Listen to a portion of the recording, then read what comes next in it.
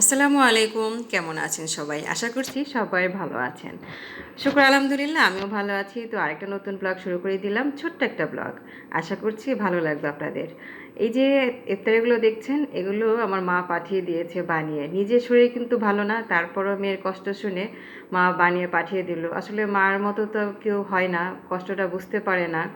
তো আমার বাসায় যেহেতু পানির সমস্যা, আমি তো এখন পর্যন্ত ইফতারই বানাই নাই, শুধু কিনে কিনে খাচ্ছি। তো এই জন্য মা শুনে তার খারাপ লেগেছে। নিজেই নিজে সবসময় বানিয়ে খেতে পারে না, তারপরও আমার জন্য এই যে বানিয়েছে। এখানে আলুর চপ, পেঁয়াজ, বেগুনি, তারপরে বুট, ঘুমনি সব কিছু বানিয়ে পাঠিয়ে দিল। এখন ফ্রিজে রেখে রেখে যে কয়দিন খাওয়া যায়। তো ইফতারের সময় হয়ে গেল, আমি এখন এগুলো তেলে ভেজে নিচ্ছি, কারণ ফ্রিজে রেখেছিলাম অনেকটা ঠান্ডা হয়ে গিয়েছে। আর কি করব, আর কিছু করার নাই, ভাড়া বাসায় এক এক জায়গায় এক এক রকম হয়। তো এইভাবে চলছে আমাদের জীবন। সবাই দোয়া করবেন, সবাই আপনারাও ভালো থাকবেন। আল্লাহ হাফেজ।